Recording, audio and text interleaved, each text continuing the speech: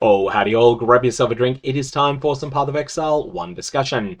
Today, we're going to be talking about the launch of 3.27 Keepers of the Flame League, which Grinding Games talk up as being one of their smoothest ever, and I honestly think they're understating it there. I think this might be the smoothest launch they've ever had, both from a technical perspective and just from getting the mechanics almost perfect on day one. Not necessarily saying that everything was perfect, but this is probably the closest that we've had to a mechanic that's felt balanced, rewarding, and just a lot of fun from the very first day that it went live. So we'll be talking about that in a sec.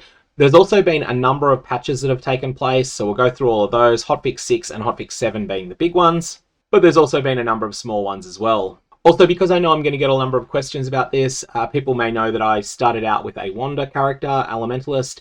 It has been performing reasonably well so far, except for real gaping holes in defenses that were really problematic, mostly during progression into yellow maps, honestly. So this is a glass cannon character through white and yellow maps. In white maps, that was fine. In yellow maps, it started to be a bit of a problem. Now, there's been a few things that I've done to address that, but ultimately, the main thing is just upgrading quality of gear. At the same time, there is also a cool new toy that I'm playing with because I am definitely determined to play around with new toys even before it's necessarily the right decision to do so. And so I am using Lost Unity, this Formless Ring unique that drops from one of the new bosses. This thing is awesome. It provides a new Herald skill, a completely unique Herald skill you can't get any other way, Herald of the Hive. This gives you a buff that is dependent upon the number of Heralds you're playing. Now, this is at its best in conjunction with the Elementalist notable that is designed for Heralds. It's not really something that seems to fit that well with the Lycia plan. It might be able to be worked into the Lycia plan, but that's definitely going to take a bit of messing around and probably also investing into a Prism Guardian and then using Prism Guardian to reserve some of it against life. Then you've got to solve chaos damage. There's going to be a lot of little problems that'll be involved in making that work. So if you're wanting to use this in conjunction with the Lycia node and other heralds, you're probably going to need to do a lot of messing around, putting certain heralds onto life, putting some of them onto mana, and figuring out a solution to all of the problems that causes. That's not my route though. My route is just simply running 4 normal heralds, everything except Agony, and using Lost Unity to also grant me Herald of the Hive. The fact that I am just spamming ailments so often as a wand attacker that is critical strike based means that I am getting a tremendous amount of just procs of having inflicted an ailment on an enemy, which is really important for the purposes of Lost Unity, which then ends up causing the proc rate of the Herald of the Hive ability, which is just a pulse of 5 types of damage. It's physical, it is chaos, it is fire, lightning, and it is cold.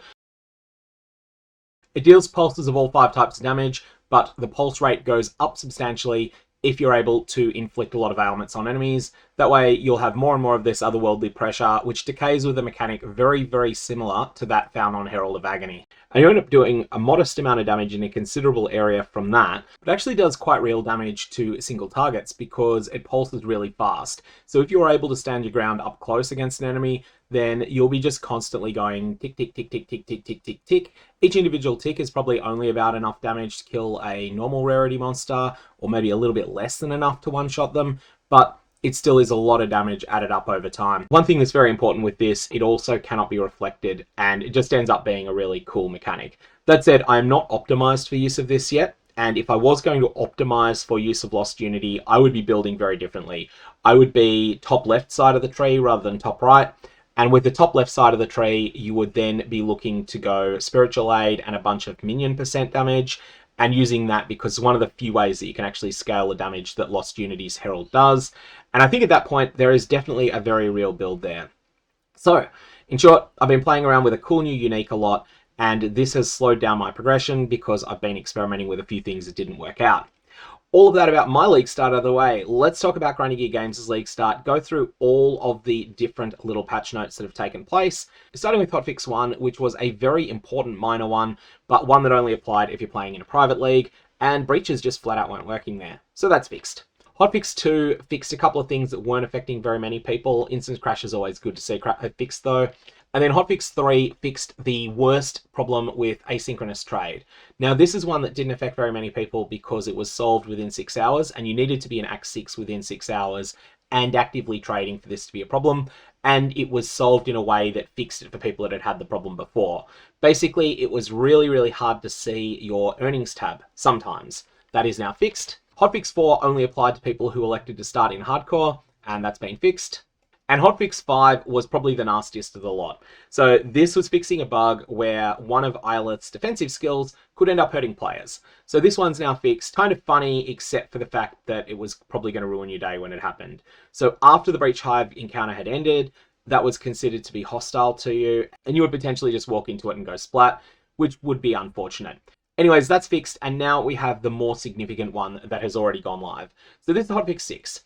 Firstly, they changed around, there are 2 of Ailith's quests that she gives you. One of them is to find a bunch of body parts. Now these are RNG procs. Some of them seem to come from bosses, some of them seem to come from regular monsters. No one really knows exactly what the conditions are. Just do more breaches and you'll get them.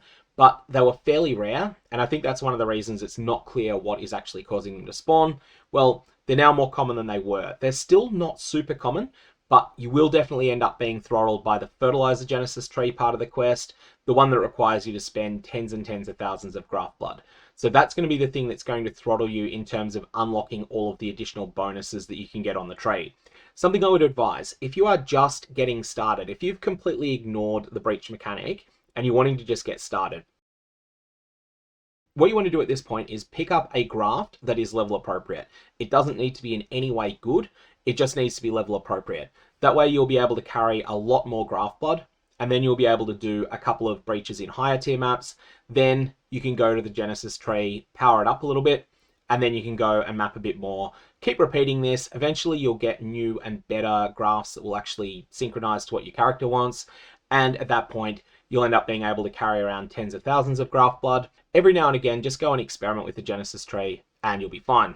The Genesis tree does not start crazy good, but by the time you've messed around with it a few times, it is crazy good. You'll notice that 6-link items are really, really cheap this league, and this is because the Genesis tree is so good at producing them. The reason for this is that you roll 161 times on socket numbers and 161 times on socket links, and you keep the best outcome. Now, many of you will know that applying an Orb of Fusing 161 times to a chess piece that is already 6-socketed, it's not guaranteed, or anything remotely close to guaranteed, to give you a 6-link. The thing is that you're getting to roll these dice often 3 times per womb gift that you use, and that's the reason that it's so good. So, each individual item you create might only be 5% to be a 6-link, but if you get to make 3 of them with every single womb gift that you proc, well, you're going to get 6 links and you're going to get quite a few of them. The thing that's noticeable though is that you don't have so many points on the passive tree that you can allocate everything you want.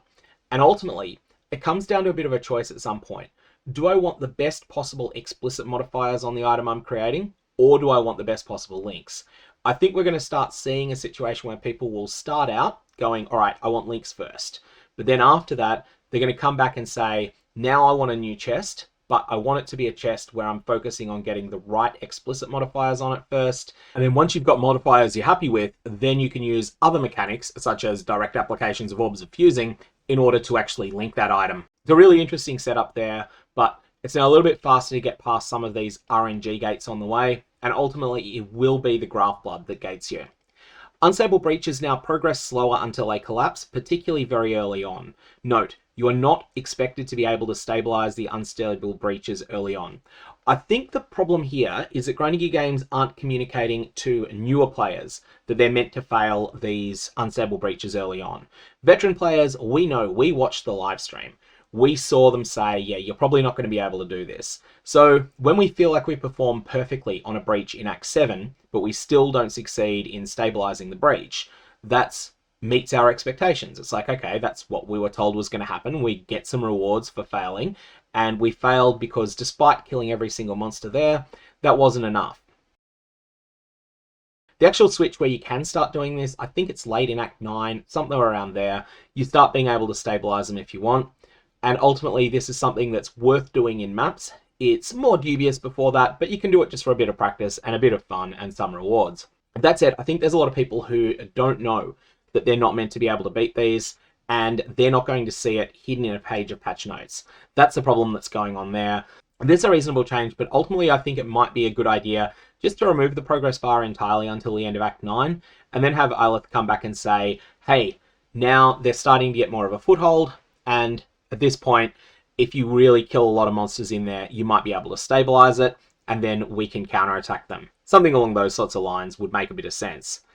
Ailith's Conjurer Wall of the Dreamer's Flame is now removed when the Breach Hive encounter ends. Now, the more important part of this was the Hotfix 5 part. The Hotfix 6 part is just cleaning up a little bit of stuff that doesn't matter very much.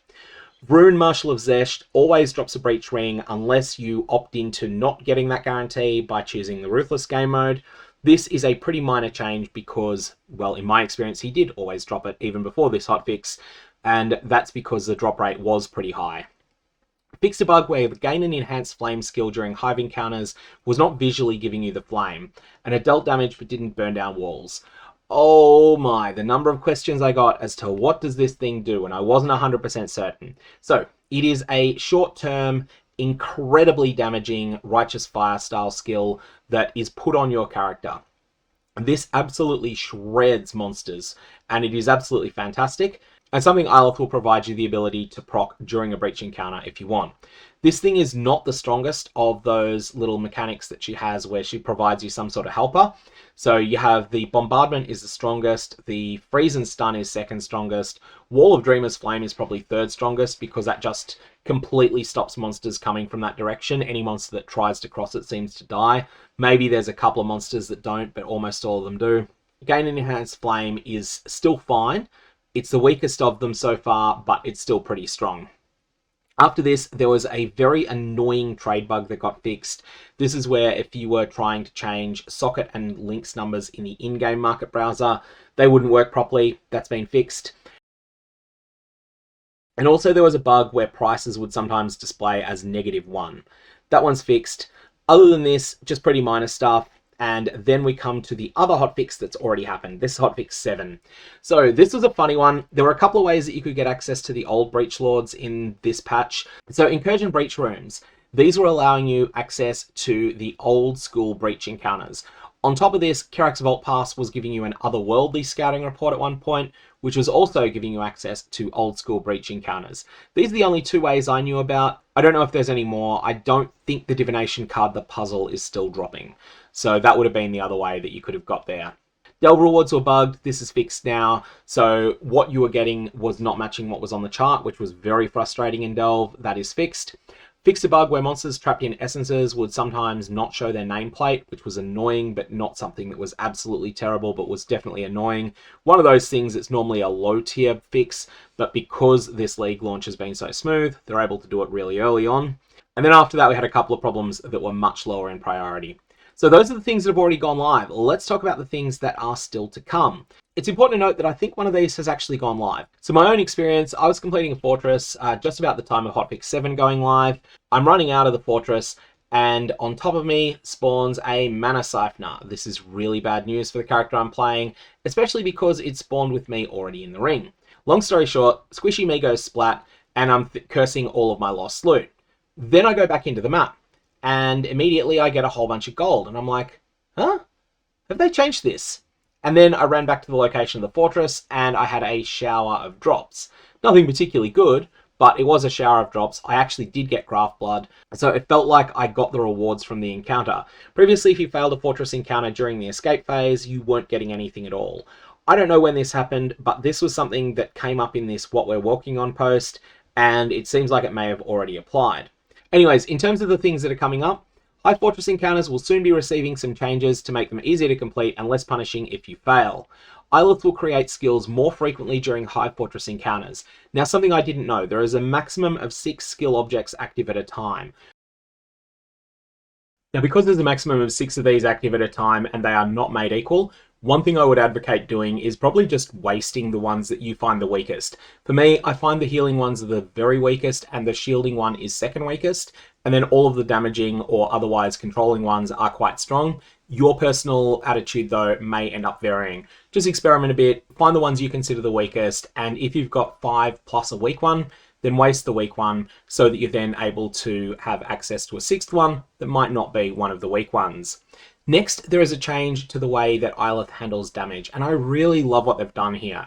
They've made it so that when Ailith takes hits, if it's a big hit, she gets a number of invulnerability frames. So it's a number of invulnerability frames anyway that's guaranteed, but this will increase if she takes big hits. And the intention here is to make a very big, very obvious break from what they did in Blight. In Blight, if you lose control of the pump for a second, you generally tend to lose the encounter entirely, because you get either one boss comes and hits it for 10 damage, or alternately, you get 16 different trash monsters that each come to the pump and hit it for 1 damage. There is no invulnerability frames on Cassia or the pump, and so you've just lost. And ultimately in Blight, there's not much difference between the pump being on high life and the pump being on low life. However, they're going for an environment here where Ailith being on high life is very different to Ailith being on low life.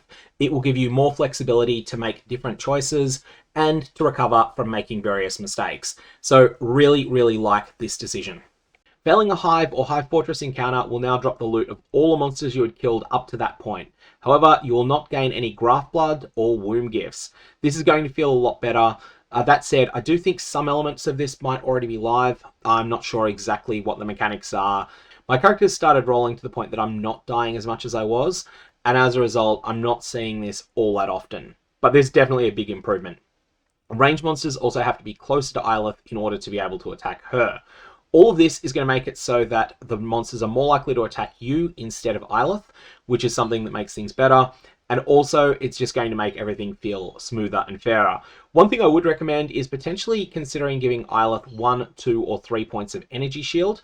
So that would be something that sits on top of her life pool and would mean that if she takes a very small amount of damage, that just bounces off. But this could be somewhat slow to regenerate, so it's not something that she has guaranteed access to all the time. That's the things that Grinding Games are working on. That's the things that they've changed so far. I'm going to leave it there. I might make a dedicated video at some point talking about my league start so far, but for now, may your Varlorbs have interesting results.